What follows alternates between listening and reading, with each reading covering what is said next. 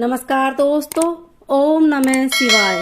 श्रावण मास महात्म्य 15वां अध्याय सुनने के बाद आप हमारे चैनल को सब्सक्राइब करें, बेल आइकन को प्रेस करें ताकि हमारी वीडियो की नोटिफिकेशन सबसे पहले आप तक पहुंचे। वीडियो को लाइक और शेयर जरूर करें।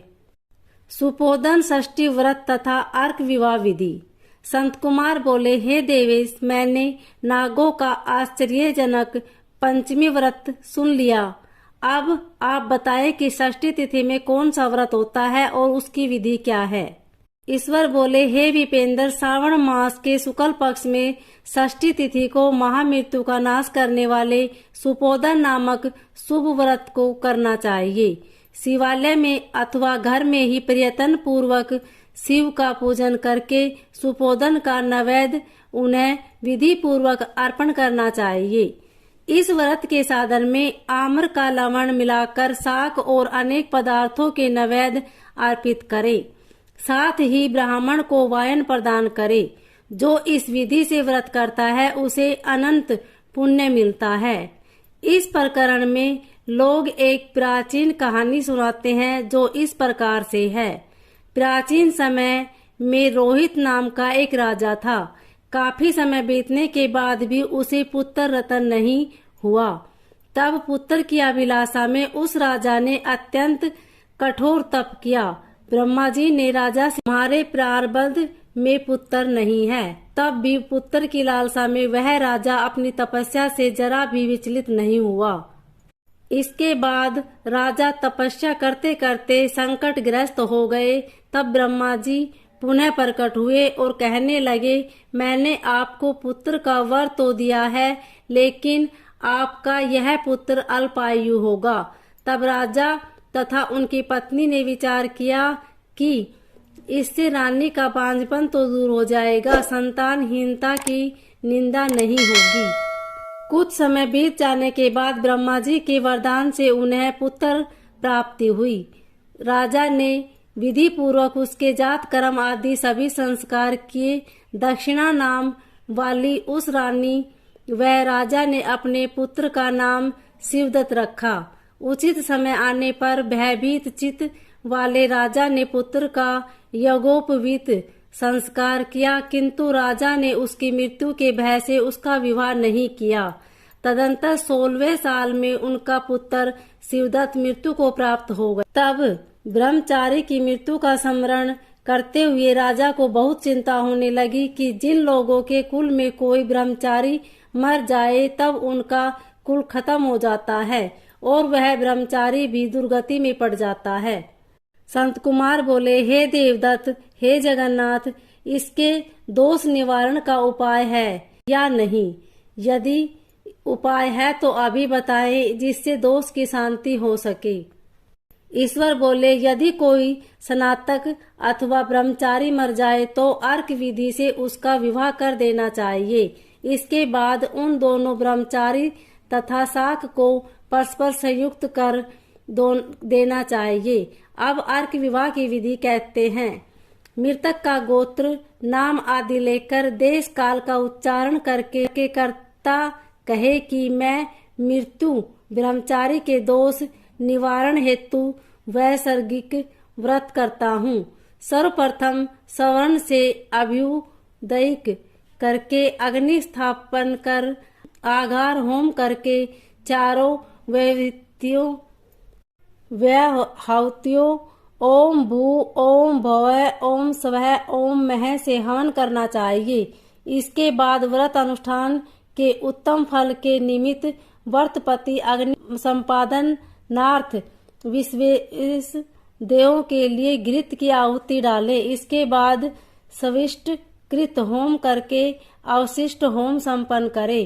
पुनः देश काल का उच्चारण करके इस प्रकार बोले, मैं अर्क विवाह करूंगा। इसके बाद सुवर्ण से अभ्युदयिक कृत्य करके अर्क शाखा तथा तक की देह को तेल तथा हल्दी से लिप्त करके पीले सूत से वैशिष्ट करे और पीले रंग के 2 वस्त्रों से उन्हें ढक दे। इसके बाद अग्नि स्थापन करे और विवाह विधि में प्रयुक्त योजन नामक अग्नि में आधार होम करे।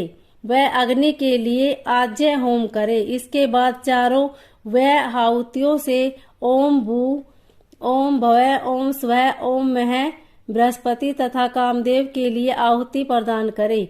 पुनः घृत से सविष्ट कृत होम करके संपूर्ण हवन कर्म समाप्त करे।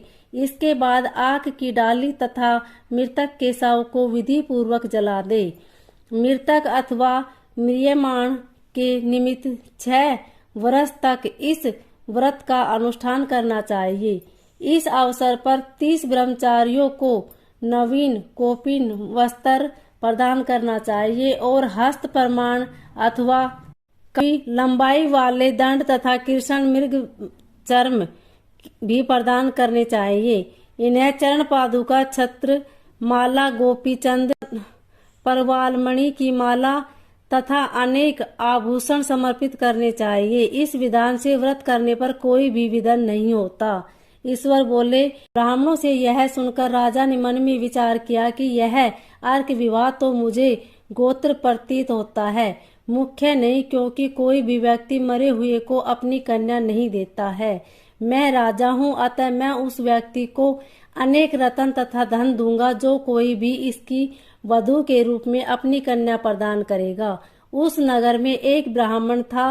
उस समय वह किसी दूसरे नगर में गया हुआ था। उसकी एक सुंदर पुत्री थी जिसकी माता की मृत्यु पहले ही हो चुकी थी।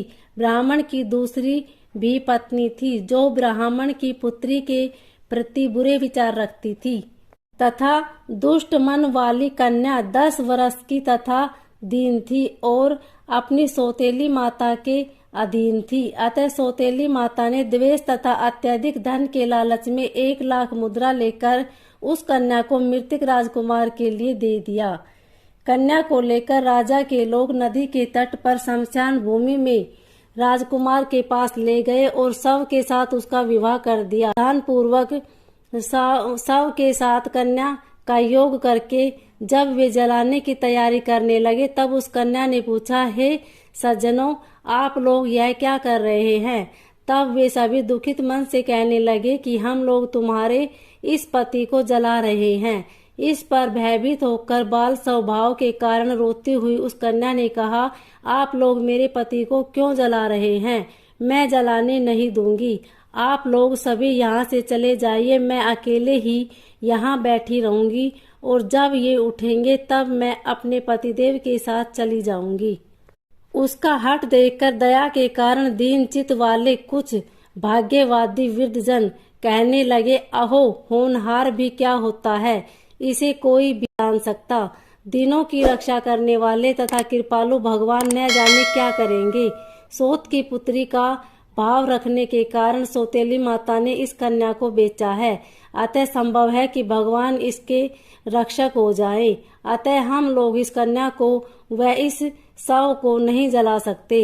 इसलिए सभी को अच्छा लगे तो हम लोगों को यहाँ से चले जाना चाहिए। परस्पर ऐसा निश्चय करके वे सब अपने नगर को चले गए। बाल स्वभाव के कारण यह सब क्या है ना जानती हुई भय से व्याकुल वह कन्या एकमात्र शिव तथा पार्वती का स्मरण करती रही।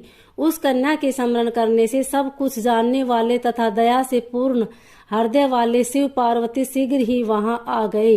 नंदी पर विराजमान उन तेज निधान शिव पार्वती को देखकर उन देवों को न जानती हुई भी उस कन्या ने पृथ्वी पर दंड की भांति पढ़कर प्रणाम किया। तब उसने आश्वासन प्राप्त हुआ कि पति से तुम्हारे मिलने का समय आ गया है।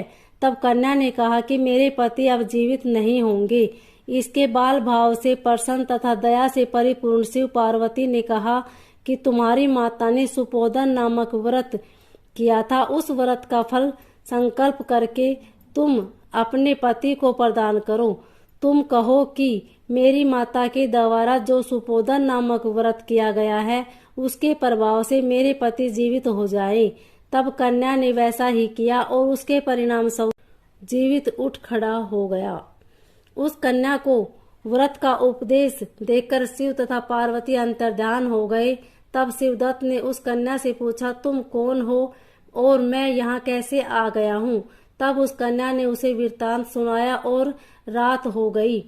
प्रातः होने पर नदी के तट पर गए लोगों ने राजा को वापस आकर कहा कि राजन, आपका पुत्र व पुत्रवधू नदी के तट पर स्थित है।